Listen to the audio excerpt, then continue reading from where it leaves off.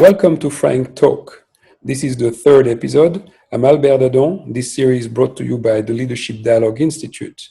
Earlier today, I had the privilege of interviewing two of my good friends, one sitting in Cairo and the other one sitting in Tel Aviv. The fellow in Tel Aviv is none other than Brigadier General Gal Hirsh. Gal Hirsh is very well known in Israel, especially for having fought the War of Lebanon in 2006. But he was also, during his military career, the head of the officers' school in the south of Israel. He was also the commander of Central Command during the Intifada in 2000, and that also is very well recognized and regarded in Israel. His book, Defensive Shield, takes the name of one of the military operations he was involved in the early 2000s.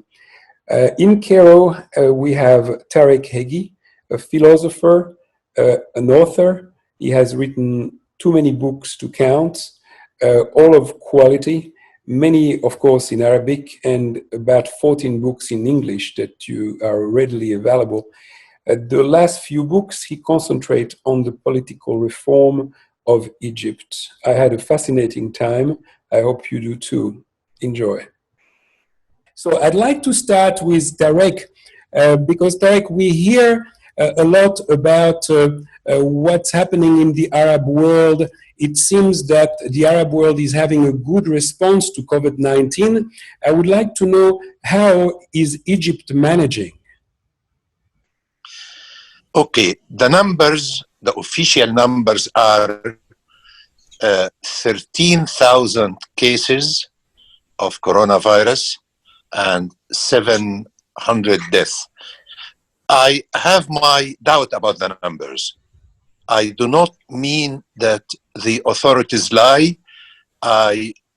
Mainly my blame is more to people than authorities. I would blame authorities within 10-20% only for not being very firm. But I think the number would be double or triple of what I mentioned, because people do not report. With the level of education and awareness, you could expect this.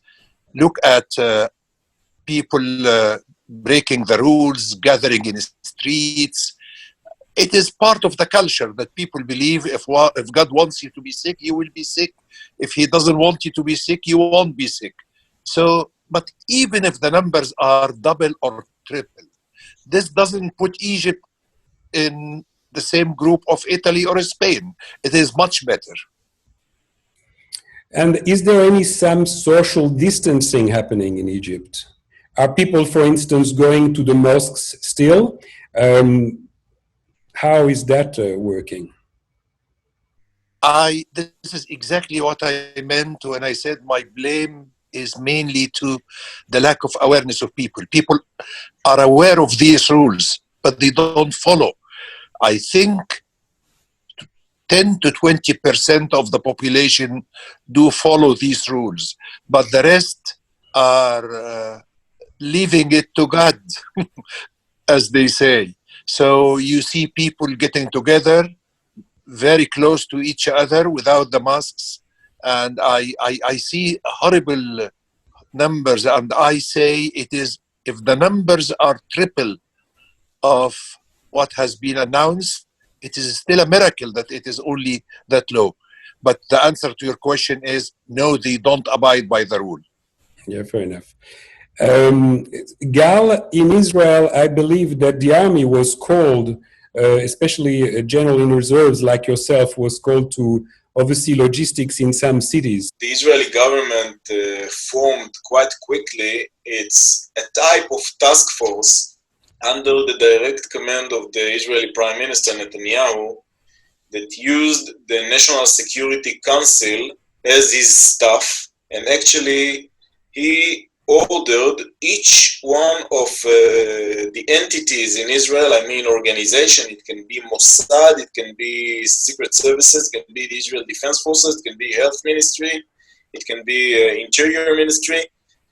According to his competitive advantage, he ordered them to fight coronavirus, just in the way that sometimes we fight and confront terrorism. As you know, in order to create an effective wall, you need to integrate many bricks all together by one builder, one manager, which is speaking about Homeland Security and emergency situations. It must be the leader himself that will manage everything. So that's what has happened here in Israel, and some of the important decisions that were made is, first of all, close Israel immediately.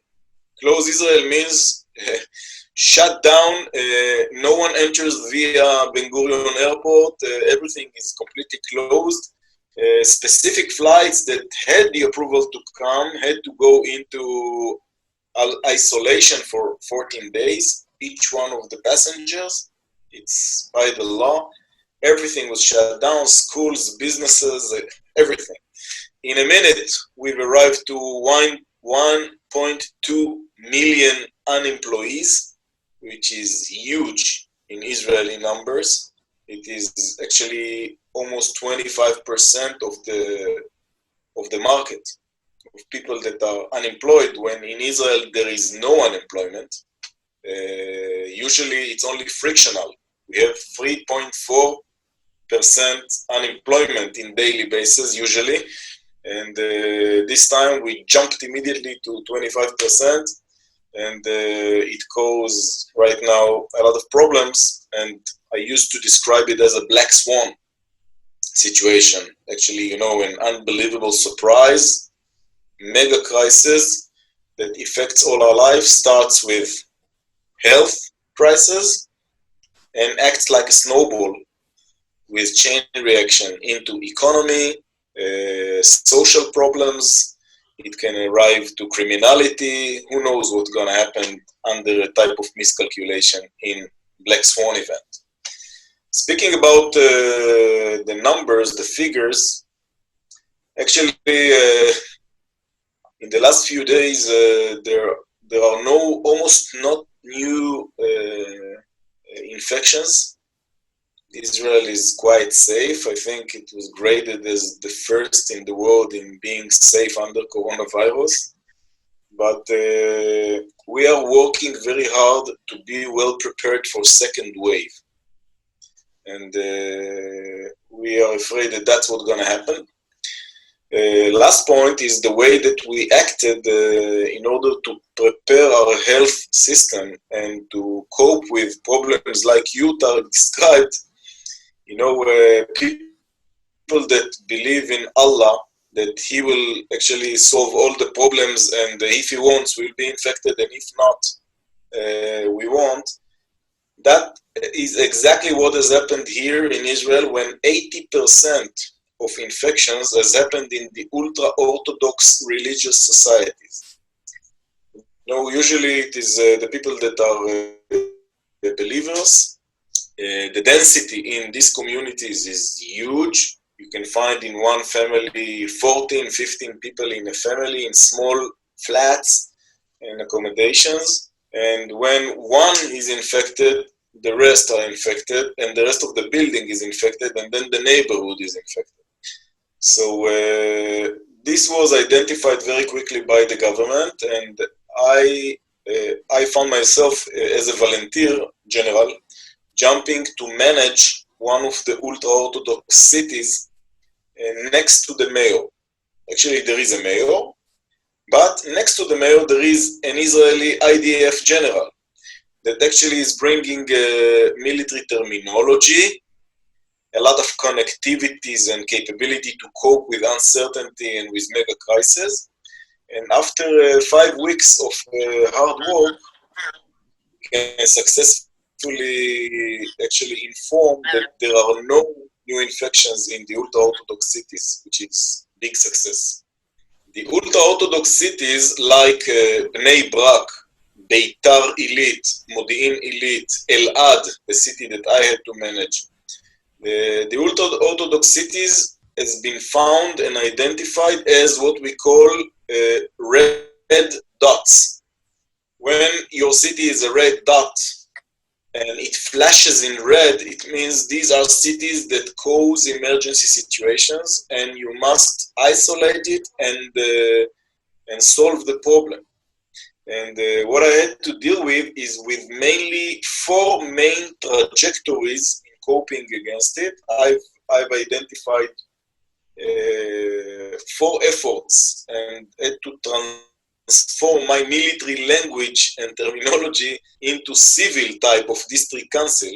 And it was actually dealing with information warfare inside the city in order to explain, to convince, to teach, to educate, to indoctrinate the people and let them understand. And I did not use, of course, intelligence and others, but I used doctors, rabbis, chief rabbis, people that will convince the population to behave and to adapt to this new health situation. Second effort was the intelligence efforts, and I do not mean military intelligence, I mean checks. I built in one night. It was a huge logistic operation, an operational operation to build actually coronavirus drive-through check compound, and all the people of the city that I was in charge of had to drive through the drive-through checkpoint and to be checked for coronavirus.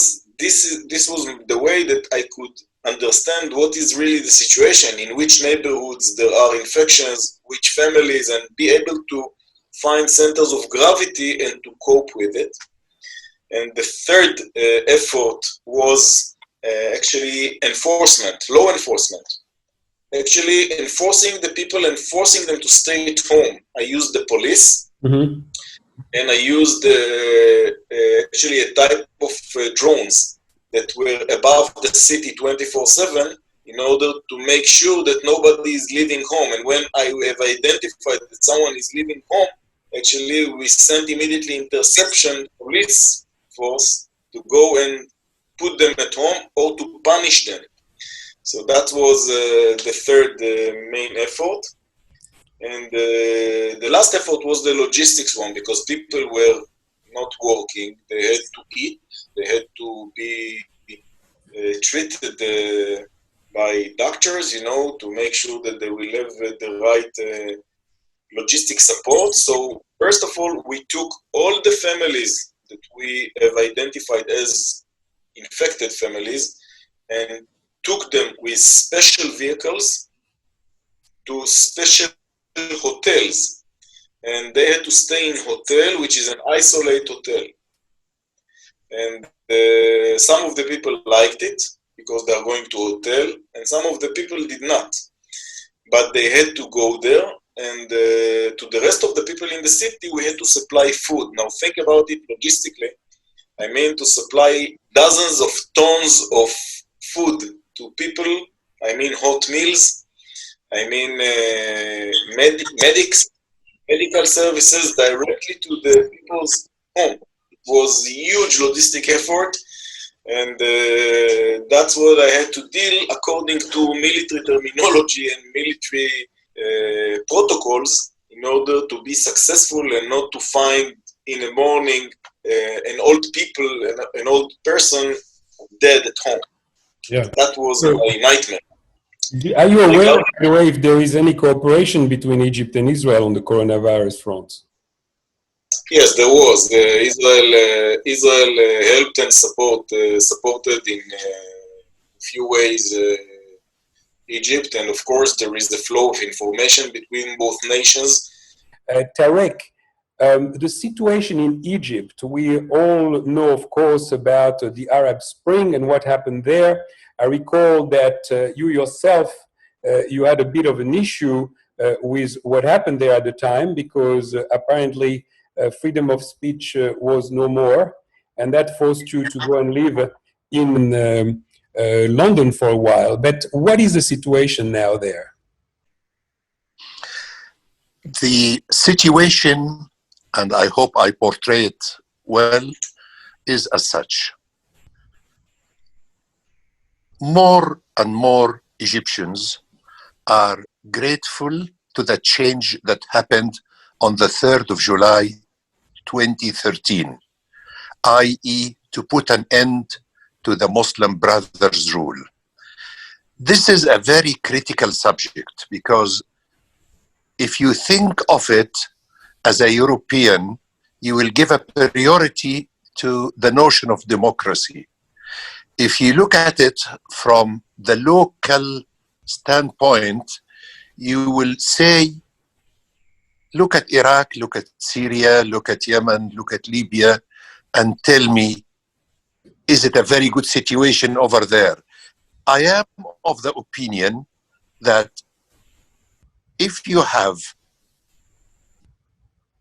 to replicate the Western democratic values, you might end up with governments like Hamas everywhere. So you have to think of it. Do you want to be theoretically correct and pro-democracy for the sake of saying I am pro-democracy? And let us even look at Gaza. Hamas came to power democratically. Did they leave democratically? No. So I believe there are many Egyptians who believe that they are grateful to the army for doing what the army did on the 3rd of July 2013. On top of these people are the non-Muslims, which is a big proportion of the society. We are talking about a number between 15 and 20 million Christians, Orthodox, Coptic Orthodox. None of them is very worried about the lack of democracy because they know the consequences of continuing under the equivalent of Hamas. Hamas' original name is Muslim Brothers Gaza Branch. In 1986, the name was changed to Hamas. Actually, Hamas is the closest to the Muslim Brothers, idea-wise. So I suggest in my lectures in the West that you can't take concepts from the West and try to plunge them in a totally different environment. What Egypt needs is a firm government, prosperous economy, and work hard on education. Because when Gal talked about the Orthodox, we have the equivalent of the Haredim in Egypt. They call themselves a Salafiyin. A Salafi is the equivalent of a Haredim in a way. I admit that the Haredim is less violent than the Salafi because Jews do not want to impose the religion on others. The Salafis want to impose the religion on others. It's a big difference. But mentality-wise, the Salafis and the Haredim have many common grounds. So I believe that even if the freedom of speech is not perfect in Egypt, we have to see it within the picture. I mean, look at the number one, allow me to say this, when you say the Arab word, we can stop and talk. Is there something called Arab word? I mean, we can spend a whole program on that. Do you know that in my books, I never use the Arab word. I refer to Arabic speaking people because Arab word is a concept. What with Egyptians, are Egyptians a copy of the Yemenis? I'm not sure of this. So I believe that relatively Egypt is doing the right stuff. But why I say relatively? I just sent a letter to the president a few days ago saying there is a difference between fighting terrorists and fighting terrorism. You are doing extremely well with fighting terrorists. But is this enough? No. The kitchen is still there. What is the kitchen? Is the mind. I wrote in this letter that we have 200,000 mosques. And everybody knows that we have 52 weeks a year. If we multiply 200,000 mosques by 52 weeks, we have 10 million Friday prayer. Before each of the Imam speaks, if he speaks negatively, we have 10 million negative speeches. Who can compete with that? I appear on the TV and I will be watched by 500,000 people? Nothing. So unless we work on the roots, so I mentioned in this letter to the president, sir, thank you very much for getting rid of the Muslim brother rule. Thank you very much for working very hard on the roads, tunnels, building new cities, which I called it the hardware of Egypt. Many thanks for the work on the hardware of Egypt. But please allow me to say that the software of Egypt needs to be looked after equally. And it is not. What is the software of Egypt? Education and the mosque. It happened to be as such. We reach people through these two podiums. And there is a dialectic relationship between both, between the school and the mosque. And I believe that the future, allow me to be a little bit blindly pro the word Egypt. Egypt means a lot to the Middle East, positively and negatively. When Egypt followed Nasser in let us destroy Israel, everybody followed this path. When Sadat said, let us talk to them, everybody said he's a traitor. But everybody today is doing the same. So for some reasons, Egypt is not one of the Arab countries. I hope this is not very arrogant, Egypt is the Arab country. If you have Egypt on the right track, this will have an impact on the rest. And look again at, we produce the Muslim Brothers. I mean, we have to admit that. The Muslim Brothers were founded in Egypt in 1928. We founded Hamas in a way. Why? Gaza belonged to us one day. Between 48 and 67, Gaza was part of Egypt in a way. I was a student. Absolutely. What did we build in Gaza? We built Azhar University. So we built Islamic institutions for education only in Gaza. If we go and get the CV of the first leaders of Hamas, as I did in my books, all of them are coming out of Al-Azhar University, Gaza branch. So we all have a mind-related problem. We have to work on it. If you want to, for instance, to seed the spirit of coexistence, you can't work on this without education and religious podium. We can work on it only through the minds.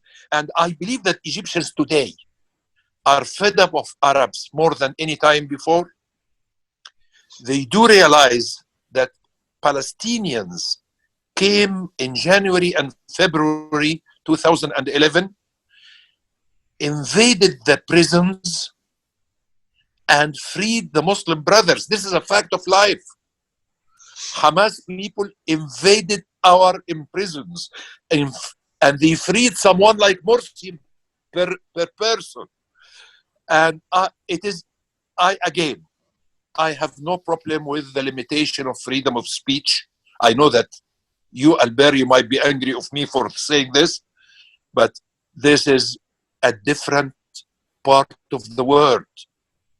It is an area where religion moves people blindly. Religion doesn't mean the same thing. As I said before, I studied Judaism very well.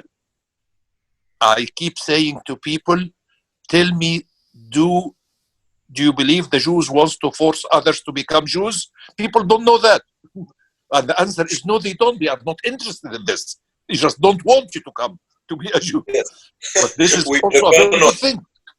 By the way, it's a very good thing. I mean, it makes a big difference. And Christians want people to be Christians, but they do it very softly. They don't do it with a stick in the hand. Muslims, not all of them, but many of them do it with a stick in the hand. So how can we work on this? Education. We shall not see results before many years. If you want to borrow the notion of democracy from Europe, give it to people in Yemen and Saudi Arabia, don't be upset if you end up with another Hamas and Hamas and Hamas. Look at the difference between pictures from Ramallah and Gaza, only the women. Although I don't trust all of them, it's a different story. But when I see a photo from Ramallah and a photo from Gaza, I say to people around me, look at the difference. Look at the faces, look at the women. Women are, by the way, benchmark of cultures. If as a young boy in 1965, my father told me, if you want to judge on any person, try to have a look at the ladies of his family. Yeah, the ladies of his family represent the culture. So I am not very upset with the situation in Egypt because of the freedom of speech.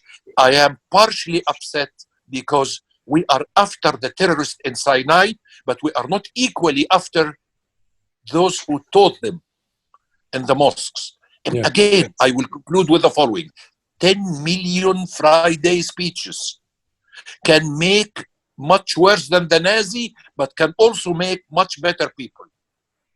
Yes.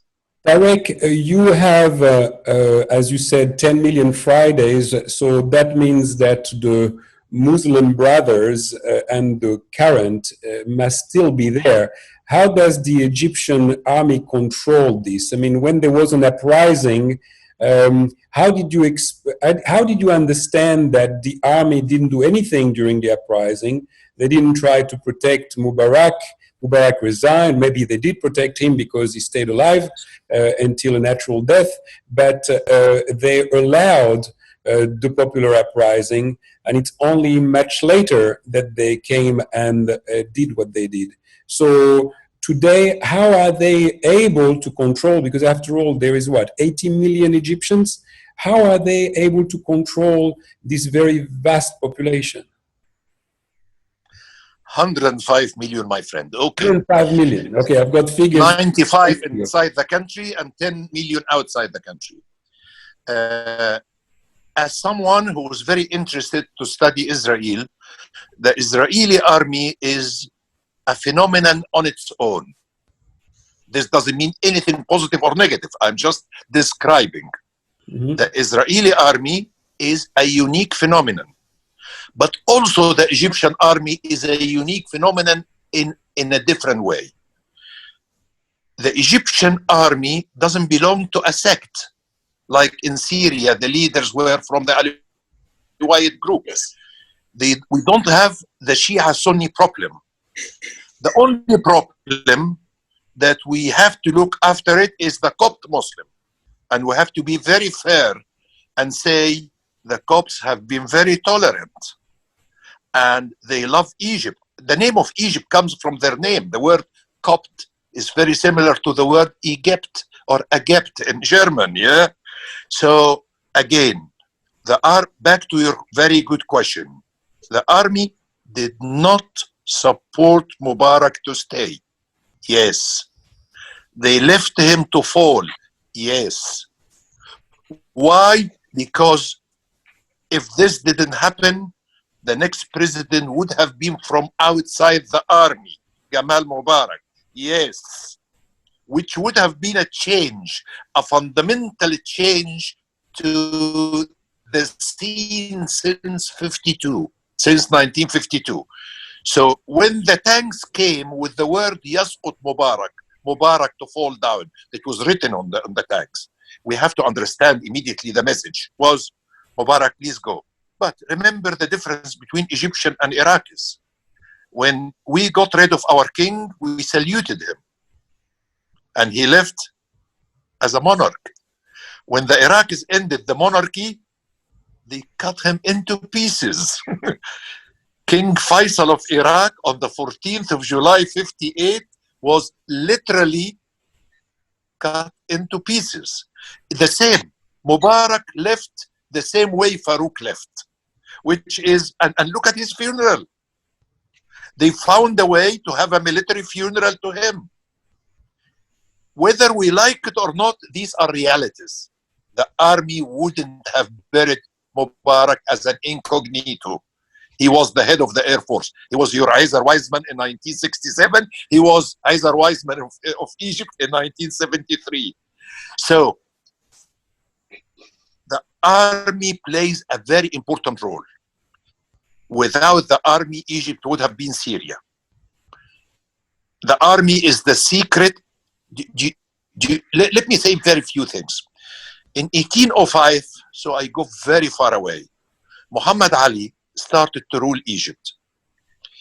We call modern Egypt, we mean from 1805, from the day Muhammad Ali started to rule Egypt.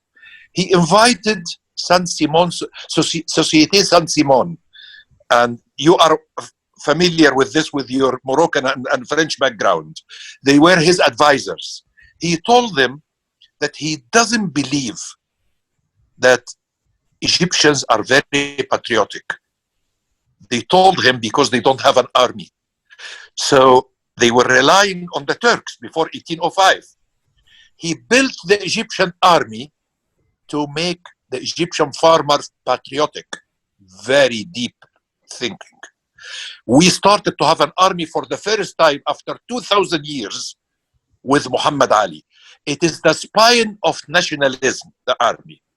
Does this mean it's perfect? No, it is not. It is part of the society. I mean, it has reflected, many things reflected upon the same army. So why the army doesn't control it? Controlling 105 million people is not like controlling 10 million people. Number two, the word Muslim Brothers, we need to stop a little bit around about it. A Muslim brother is not the one who is a member of the organization. A Muslim brother is the one who thinks alike, even if he doesn't consider himself a member of the Muslim Brothers. If your terms of reference are the same, you are a Muslim brother. If you even, let me exaggerate, if you are against Israel because it is not that fair in your opinion to the Palestinian, is one thing. If you hate Israel religiously, is a different thing. And we have both. And we have those who hate Israel, even if Israel is an angel. Okay, why? Because religious hatred has no solution. When you hate someone on religious grounds, and that's why I used to say, how can the Egyptian politicians keep referring to the Israelis as the Jews? How can you do that? How can you, when you speak about the Israelis, say, well, Yahud amalu, the Jews? You say the Israelis did, not the Jews. Because you have a political stand, not a religious stand. But again, I believe that without the army of Egypt, Egypt will be in a chaotic situation. Would the Israelis understand this better than the Americans? 100%. I have been to Israel many times. I have been to Washington, D.C. more than 40 times. I spoke at some of the committees of the Congress. I know that the Israelis are more ready to understand the realities of the area than the Europeans. And a European might say to you, no, no, no. The Muslim brothers, if they come by elections, they can only be removed by elections. Sir, this will never happen. If they come by election, they will never move. And please look at Tunisia and see how it is going to the wrong destination. Again, I will continue to do my work. I don't claim it will change the picture, but I will continue to say in books, in articles, on TV. Actually, the internet is now more important to me than all of my books. I mean, I reach hundreds of thousands and millions, and my books, I mean, I want you to be realistic. Books sell very few copies. The number of books sold in Israel per capita compared to Egypt is 17 times. 17 times, 1,700 more. Every book read in Egypt equals 17 books read in Israel. So, but through the internet, I actually have 1 million followers on the Facebook. So let us keep doing the following. The Middle East is a very problematic area. Israelis understand it more than the Europeans. That's why their stand before Sisi was different from Hillary Clinton. It was a totally different stand. People who understand the consequences of deeds. It is easy to speak, it's difficult to do. I can sit down and say, let Syria do what the Syrians in the streets want. Okay, my friend, you will end up with the following: 3 states, a small Kurdi state, a small Alawite state, and a large Muslim Brothers state. If you don't realize that Muslim Brothers are the dominating power among the Sunni Syrians, it is your problem. So I think what we need to do is to encourage the Egyptian rulers to pay. Actually, I have to be fair. The word, let me say it in Arabic, إصلاح الخطاب الديني, reform of the religious education. It was first used by Sisi. The opposition is from Al-Azhar. A lot of opposition. Oh, we understand that. We understand fully that they will oppose, because as Machiavelli said to the prince, when somebody in the middle of a political discussion brings about the name of God to the discussion, he's aiming at controlling you. The aim is control.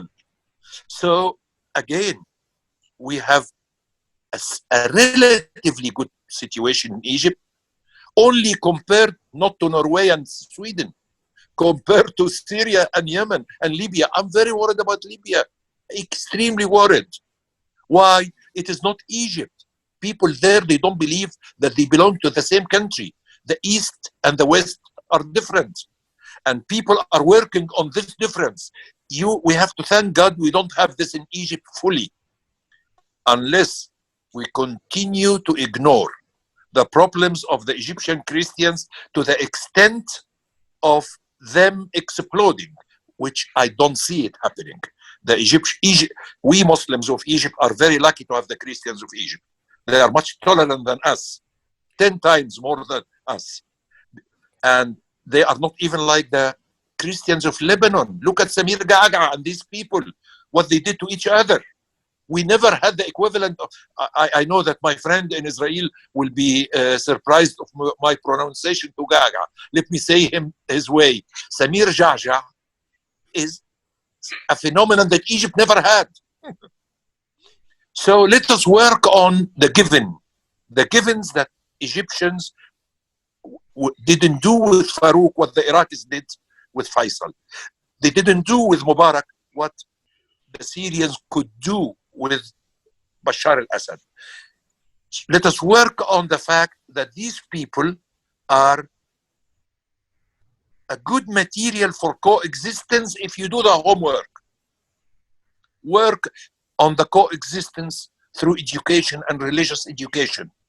Make people understand that I have been now 2 years saying, which very few people say in Egypt, the Palestinian issue is not my issue. It is the Palestinians' problem.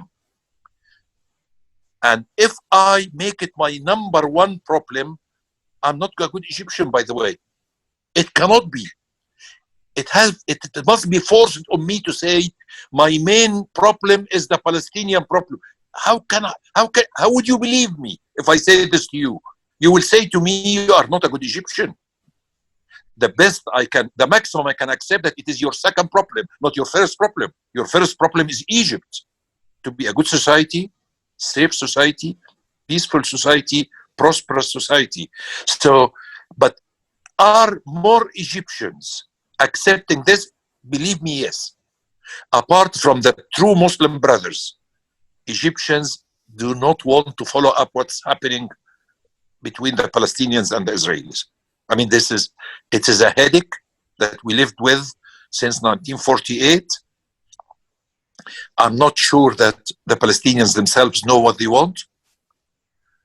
And I'm not even sure that there is a Palestinian vision there is an S at the end, Palestinian visions.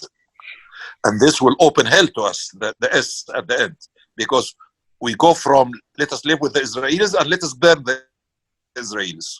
I mean, this is the difference between the two S's. Some, if you tell them even, do you want to take 1947 resolution? No, they are not happy with, okay, but who refused the 1947 resolution? We have to work on people on these things all the time, all the time. And I believe Egypt today is ready to accept that the real challenge is here. Living conditions, education. They are not in Gaza.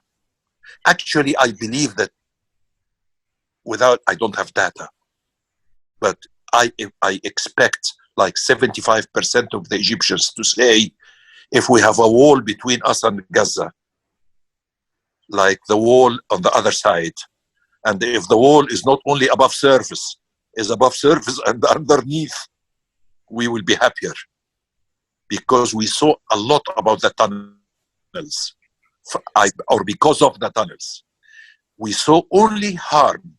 So if Egyptians are ready to accept that your problem is here, let us work on this. Again, I will continue to say to the system, and I write, and I get positive reaction even. But they tell me, you do not know that if there is a clash between any state in Egypt and the religious institution, what will be the stand of the street? The street might side blindly and emotionally with the religious institutions. I hope I'm clear with this one. Am I? Yes. Definitely. Okay, thank you. I'm very sorry for taking all of this time. Not at all. It was fascinating, and we haven't finished with you, Tarek. So I want to ask Gal, because Gal used to be the commander of the Northern Command in 2006, and he was able to reduce Hezbollah to be a minor force at that time, but since then it has grown back to be an even bigger force, Gal. I hear that there are some 200,000 missiles pointed at Israel, and those missiles, they are random missiles. That means that they are not designed to target specific spots in Israel. They just simply target to kill as many civilians as possible. So I just can't imagine how you guys in Israel are living under such a permanent threat. So how are you dealing with that, my friend? Speaking about Hezbollah, one of the things that I really appreciate the Egyptian policy is that a part of the Islamic revolution in Iran, started in 1979, a part of it was to spread, as Tarek mentioned before, to spread Islam from Dar al-Harb into Dar al-Islam, and to make sure that the Islamic revolution will be exported from Tehran to all around the Middle East first, and then to the rest of the world. For that, the Iranians established the Quds Force under Qasem Soleimani. I do not know if I should say Allah Yarahamu, but... No, please. No, don't. Because I do not want to put any mercy on him, as you know. And please do not. So I'm very happy that he, just as Mornia and as other bastards, are not with us anymore. But Qasem Soleimani and his Quds Force actually were the branch of the Iranian regime to spread radicalism, fundamentalism, Islamist, Shiite type to the rest of the Middle East and entering into each vacuum. Now, they did it in Lebanon towards Israel from the mid-80s, in 1985, adopting Hezbollah, which was an authentic Shiite militia protecting Jabal Amal in Lebanon, and that's all. They made this small unit, almost not a battalion even, they made it a huge Iranian army actually located along our borders today in the north. And they've identified the vacuum in Lebanon. They identify any vacuum. We call it professionally, Tarek, UGA, ungoverned areas. Since Lebanon is an ungoverned area, today it is controlled completely by Iran. The same is happening right now inside Syria, because Syria, under the Arab Spring and the chain reaction of the Arab Spring, started in Tunisia, Egypt, and the rest of the region. It arrived to Syria and made inside Syria such turbulency that it was accelerated by Quds force and its actions, and made Syria also an ungoverned area. And the Iranians are trying their best to build new Hezbollah inside Syria and to actually create another front towards Israel along the Syrian-Israeli border. And they tried also, and I'm not sure if you both remember that, they did it, of course, to us in Gaza Strip, because when Israel has made the disengagement from Gaza in 2005, in few days, the Iranians entered with Islamic jihadists and made coup d'etat, and actually throw away the Fatah, actually, and the Palestinian Authority, and build what we call Hamastan, which is actually Iran inside Gaza. And they tried their best to do that inside Egypt, because they've identified Sinai Peninsula, which is Egypt. They've identified it as turbulency, as ungoverned area, and tried to locate themselves with Quds force and to build another Hezbollah in Sinai as well.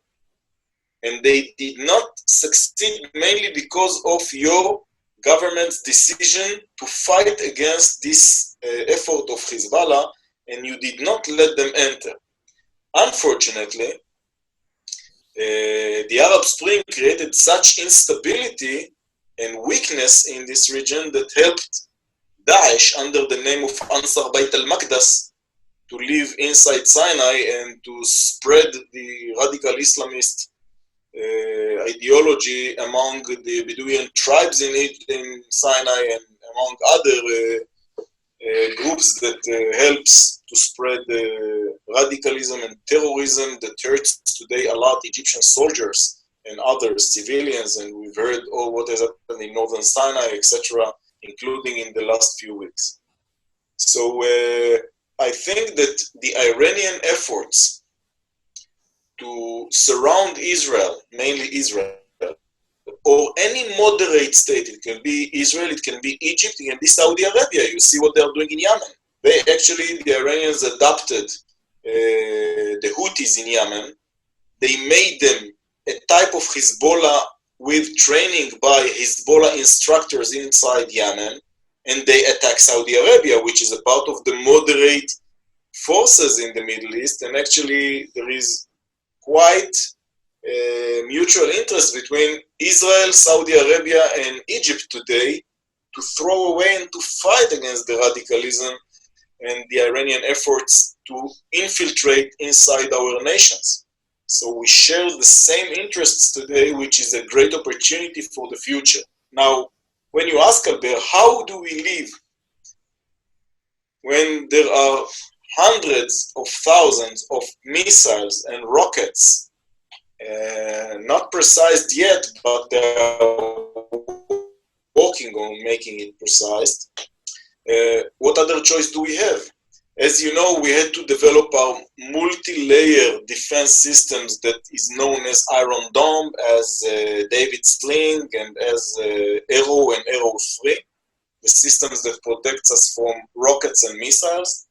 We are preparing ourselves for the third Lebanon war, or the first northern war, when we will fight actually against Iran, because today the northern enemy is not really Hezbollah or Lebanon or Syria. It is the Iranians that are trying their best to deter Israel from attacking their nuclear program, and this is why they are building Hezbollahs all around. In Lebanon, in Syria, in Gaza, and in Yemen, and they are trying in Iraq, and they tried in Sudan, as you know. And Iran is our biggest problem. Now, we are living with it. We are preparing ourselves with force buildup, creating the best of the best cutting-edge technology against missiles and rockets, trying to deter and preparing ourselves for war, because there is no other chance. You know, Israel won't be able to live under a barrage of dozens of thousands of rockets and missiles that will come parallel from all the Iranian armies that surround us. We will have to protect ourselves. And as you know, Israel does not have any interest in taking even 1 inch of sand or land from any of the nations around. Not from Syria, nor from Lebanon. With Egypt we have peace, and with Jordan we have peace. And the problems of the beginning of the last century are finished. Today we are fighting against radical, fundamental, jihadist, Shiite energy that comes from Tehran. And we are fighting against it together. So this is what we find as our main challenge. And as you know, just in the last few days, we suffered an attack from Iranian hackers, cyber attack, cybernetic attack, that attacked our water systems. They tried to melt the sewage and the clean water by actually tackling our water systems and actually to poison the Israelis by a cyber attack. We've identified it according to the media quite quickly and successfully prevented it and defended our water systems. And the rumors and the media says that there was a counterattack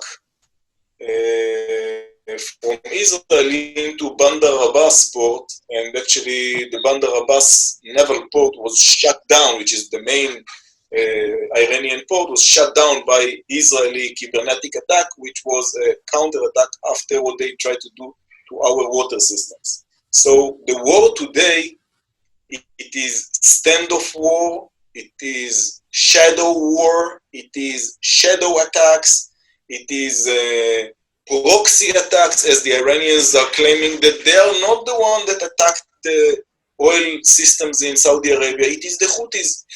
But everybody knows that the Houthis is Iran. Yes, Gal, just following up on what you are saying here, is that in Israel now, the port of Haifa and the port of Eilat are managed by Chinese and not by Israelis. And you have China, who's a very important friend of Iran. How do you reconcile that fact, and won't it put the Chinese in a conflict of interests when it comes to the interests of Israel? Well, as you know, Israel has 5 naval ports. I mean, deep water 5 naval ports. It means that we did not let Chinese companies have the majority of our strategic capabilities. It is one new port, which is quite small in Haifa, that is not working yet. It will work. And another presence of China in other Israeli companies like Nuva, the milk companies, and other companies that the Chinese are investing in. We know that we should be aware, Israel is fully aware of the Chinese interests, and us as a part of the new Silk Way that the Chinese built from China to Europe and to the rest of the globe. We understand that the Chinese are very, very interested in having the Israeli startup nation capabilities and to try to enjoy it for their own strategic purposes. But I believe that since we are aware and try to monitor and control it, I believe that our officials are working hard to make sure that it will be limited, controlled, and under an open eye. Do not forget that Israel is a very, very, very strong ally with the United States of America. And as published last week, the only visit that Secretary Pompeo did during the coronavirus period was to Israel last week in order to discuss a few things with Prime Minister Netanyahu and the Israeli government. And one of the things that was published is regarding the Chinese involvement in Israel, that the United States of America does not like that much. So Israel always, when we have to put priorities, we see our strong relationship with the United States of America and its allies, the coalition. Gal, today, just to finish on a happier note, there was the very first Etihad flight. It was a cargo flight that landed in Ben Gurion. Did you know that? No, but it's good to know. I wrote it on a tweet of Ambassador Danny Danon, our good friends, as you know, and there is no reason to doubt that information. Tarek, how do you see the future of the Middle East? Let's say, what will happen in 10 years? There will still be a military government in Egypt. There'll still be conflict between Israel and Iran. And how do you see the next 10 years? Number one, I fully second every word that Gal has said. And I will actually move from there. Iran is a very important word, W-O-R-D, word when we discuss the future, Iran. And then I come back to your second part of the question, which is, would Egypt continue to be ruled by a president from the army or not? So the first one, I mean, I wrote 18 books in Arabic and 14 books in English. Wow. The last 10 books are related to radicalism, okay? So without asking me, you have to predict me to be with Gal fully with regard to Iran. But I want even to go a bit higher and look at radicalism. Islamic radicalism used to be of two sides, Riyadh and Tehran. There are now changes, and it is Tehran and the Muslim Brotherhood as an international organization that is supported by Qatar and Turkey. Saudi Arabia, in this regard, I never imagined that in my life I will see societal changes such as the ones taking place in Saudi Arabia. And I second what Gal said. It must be a very good political and intelligence rapport. Why? It doesn't need me to be a prophet to say, if you have one enemy, you have to talk to your friends. And the enemy is Iran. So we have the future of the whole area is related to two words, Muslim Brothers and Iran. For me, as someone who studied Muslim Brothers for years, I'm very surprised to see the Muslim Brothers who are Sunni are getting close to Iran. And Iran is supporting them in many places, as if we are moving towards a radical Islam. Instead of two radical Islams, one in Tehran, one in Riyadh, we have a radical Islam. So, if I am sitting in Israel or in Egypt, I have to worry in different degrees about Lebanon. 17% of the Lebanese population in 1960 was Shiite. It is 40% today. And they are not a Lebanese party working for Iran. It is Iran. What is there is part of Iran. What is in Yemen is part of Iran. So we have to think strategically about Iran and the Muslim Brotherhood.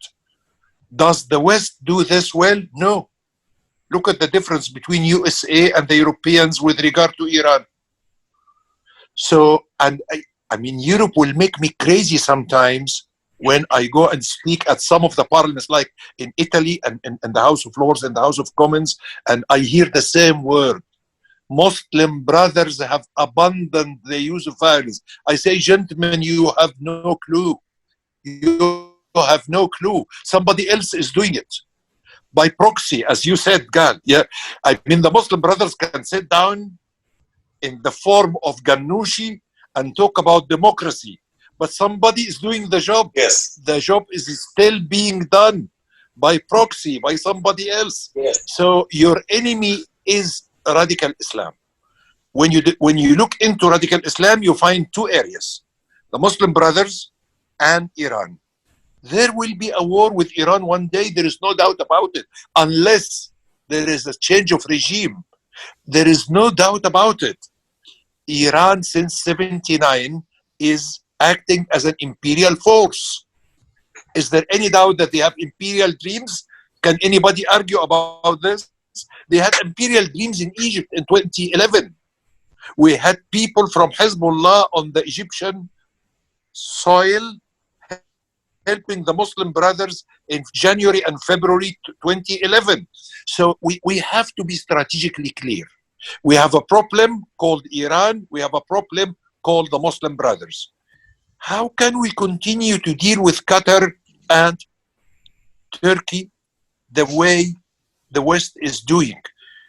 I mean, Turkey makes me crazy. It's a member of the Atlantic OTAN, yes. whatever, yeah, Al-Hilf pact, or yes.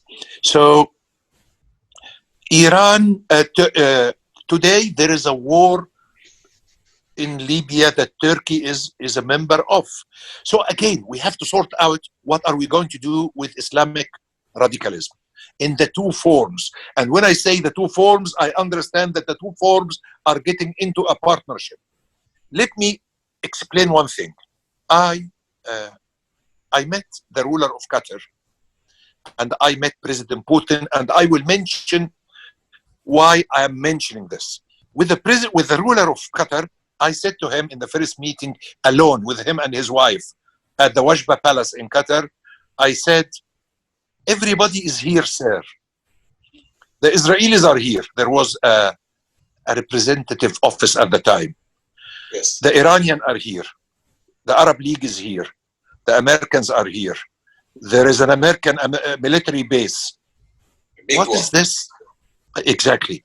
And actually, the Israeli ambassador at the time was a friend of mine from the embassy in Cairo. I don't remember his name, but he was the head of the office at the time. So I said to the prince at the time is Hamad, not the current one, the father of the current one. I said, what is this mosaic that you have everybody here? And he said, this is the name of the game. He wanted to tell me that he designed it. He designed to have everybody around. I told him, but at the end, they won't continue to be friends, all of these parts of the mosaic. And look at today. So, I mean, let me now go to President Putin. I said to him that I agree with you on a number of things, and I disagree with you on a number of things. I agree with you that retaining Syria as one country is important. Maybe helping the regime for a very short term is important, but you have to revise later. This is the regime that should lead Syria to a better Middle East? And my answer to you is no. So it will be your role one day to produce an alternative to that, and it is only you who can do that, or can do it peacefully. When was the meeting, Tarek? I met him 6 times since 2012, and the last was last year. So he has a think tank, and I'm a member of this think tank. And I keep saying to him, I am against those who are against your presence in Syria. Without your presence in Syria, Syria would have been 3 states. But you have problems to sort out. These problems are the Iranian presence and the Bashar, who is still in the 40s of his life. He can be with us for another 30 years. Do you expect Syria to be a good member of the international community with Bashar? So I am with you, sir, for defending Syria to remain one city, one country. But you have to know that Iran must be out. To have Syria as a normal player internationally, Iran must be out. And also Bashar ultimately must be out. So we have a very complicated situation. But since when the Middle East was not complicated? I mean, if we go to 1915, the Middle East is complicated. Let me tell you how complicated the Middle East in a joke. In the house of Ezer Weizmann, I hope I pronounced the name rightly, in Caesarea, Caesarea. Yes, Caesarea. Could you say it again? Caesarea. Okay. Okay. From Caesar. Yes, that's right. Exactly. Yeah. I saw on a piece of furniture 2 photos. A photo of his son, a photo of Sadat. I put my hand on my head. I said, I can't believe it, sir. You have the photo of your son and the photo of the chief commander of the army that shot your son in head. And he said, this is the Middle East, my friend. Yes. I had to love Sadat because he was a very courageous leader. But I said, these 2 photos are very dramatic.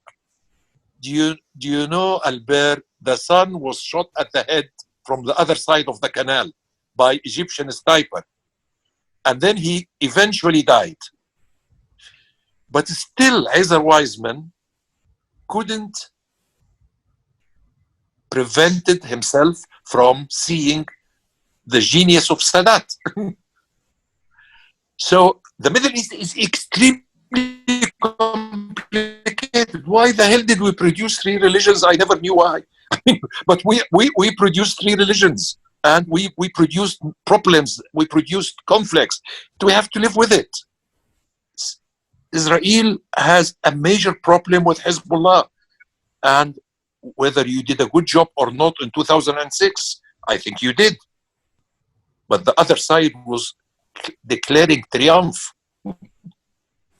You have to understand the Arab mind to understand this phenomenon. Yeah, he was celebrating triumph after all what happened to the infrastructure of the country. But why triumph? Because he wasn't killed himself. As long as he wasn't killed himself, so he won the war of 2006. But he is still living in the basement. Absolutely, you have a major problem. We all have a problem with Islamic radicalism, and we have to address it strategically. And after we address it strategically, we have the tactics. As we say, business plan. Without business plan, we are going to hell.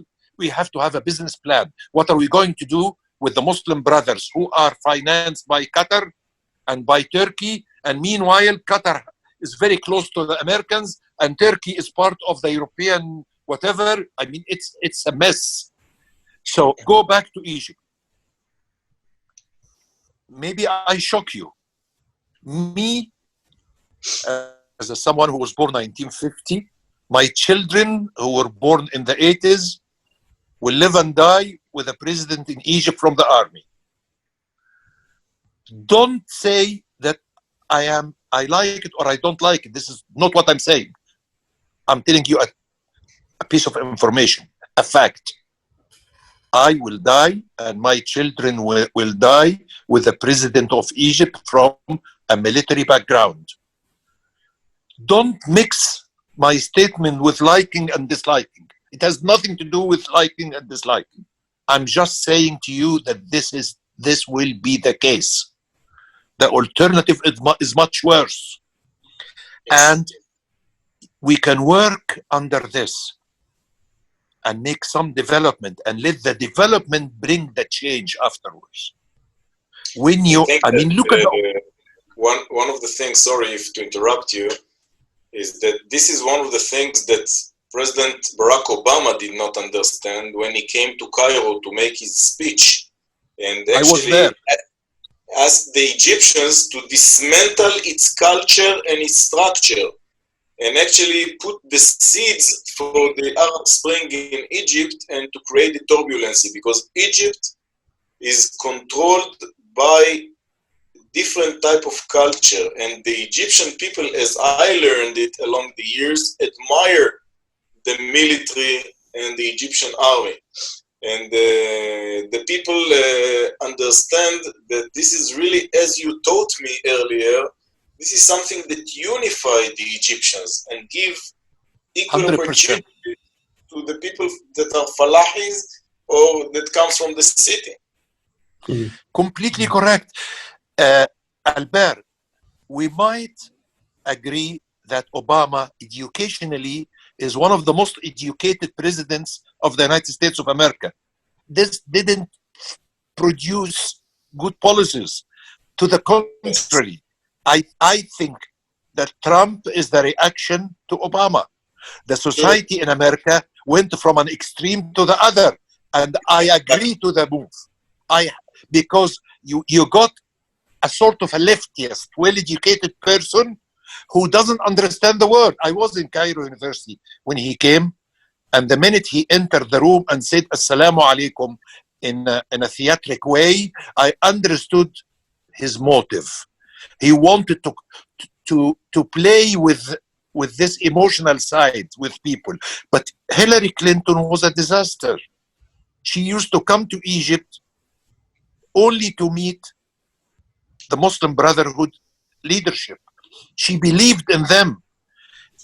I mean, the problem, Albert, that many Westerns believe Muslim brothers represent a political party. No, they are closer to the Nazi than a political party. If you would allow the Nazis to have political parties in Europe, we will allow the Muslim brothers to have parties in Egypt. You have to say that these people, at the end, I mean, my friend understands in Tel Aviv the Muslim brothers very well. The Muslim brothers believe at the end of time, Europe will be Muslim. All the rulers of European countries will be Muslim. Tarek, may I remind you something that perhaps you do remember? When Barack Obama visited the King of Saudi Arabia, and he bowed to the king. And I remember receiving a text from you, and what you said shocked me. Do you remember what you wrote on that text? No, I don't, but I remember the photo, the disgraceful photo, but please remind me of what I wrote. You said he bowed like a slave. He meant it. There was inside him such a creature inside him. And I'm not in the business of analyzing him, but he must have had love and hate relationship to his society. No way to believe otherwise.